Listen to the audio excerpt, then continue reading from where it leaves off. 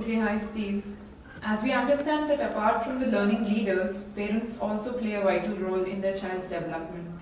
Now we would like to get some clarity from you on certain aspects on parent participation in project-based learning so that we can make it a holistic experience for the kids.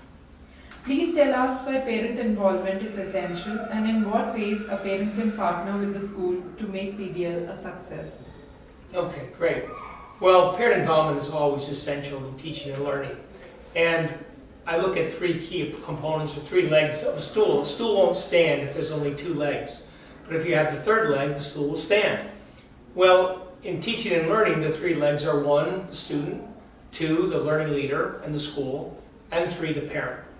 So parent involvement is critical. Parents need to understand, though, that with PBL, we look at big ideas, big questions that have real-world application, real-world relevance. So parents sitting around the dinner table with their child or on a weekend and talking about questions, just asking them questions, having discussions around the topic that the children are focusing in on for their PBL can be very, very helpful in reinforcing skills and concepts, but also getting their children to think critically about a particular topic or subject, rather than memorizing information. The teacher or the learning leader sharing with the parent and the parent understanding what the big picture is for that project and understanding what the essential questions are around that. If they have that information, they can reinforce that when they're back home with their child. Right. How can parents help develop the right skill set for project approach among their kids and engage with them productively to solve real-world problems? Best way to do that is do projects at home with your child. Parents say, well, my child doesn't know fractions. So they give their child on a piece of paper a bunch of problems for fractions. Better thing to do is to cook with your child. And through some type of activity like that they end up producing something. They bake something, they create something. But through that they're learning fractions, they're measuring, they're learning other skills, they're sequencing because you have to follow a particular set of directions to do that. So continuing to have projects at home reinforces that all those key concepts that are embedded in PBL. So when children can assist in any way with something that's happening at home, they learn very important skills.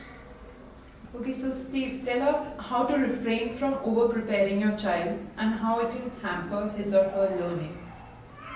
Okay, well I think a lot of parents think that drill and kill is the answer.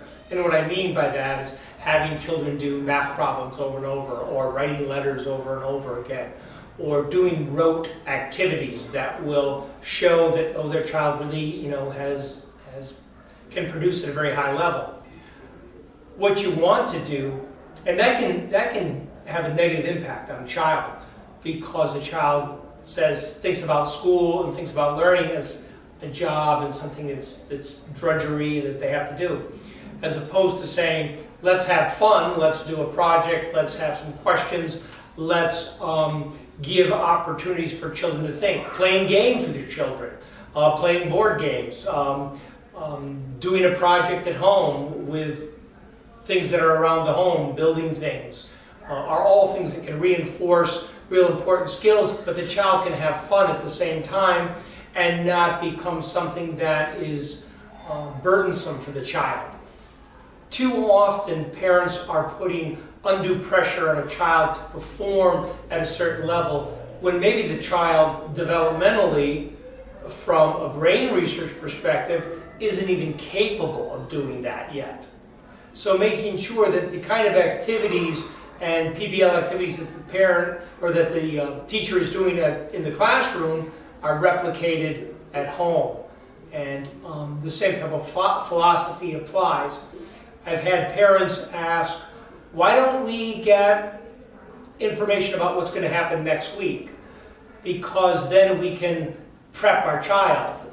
Well, what they mean by prepping their child is putting tremendous pressure on our child to learn something in a way that might not even be the appropriate way to learn, so they look better when they get to school next week. That adds just undue pressure to a child. The best thing parents can do is to take a step back and work with their child on activities that allow their child to think.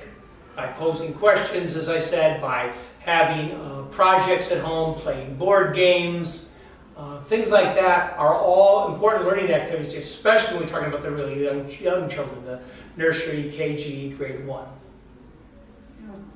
That kind of answers all our questions, but if you would like to add something to that, anything that we can do to make this experience a holistic experience for the kids? Well, keeping in mind that being a parent is a difficult thing. It's not an easy journey raising children. And it's really important for parents to be able to step back and give their child some freedom and not put tremendous pressure on their child. Because when you put a lot of pressure on your child, that can have a negative return. So when parents are thinking about embedding PBL at home, working with PBL, obviously at school, conversations with their teacher, their learning leader is very important, and supporting that learning leader and understanding the projects, the elements of those projects, using the learning management system as a tool to understand what the child's learning, and then stepping back and just creating activities in the home and outside of school that are fun for children, but also can embed key learning pieces. Again, by doing projects, by making things, by baking, by playing board games, and just creating experiences for your child that expose them to new and different things. That is really important. So, working closely with the school and paying attention to the right kind of questions to ask children and being patient with them is really important. Yeah, that's true.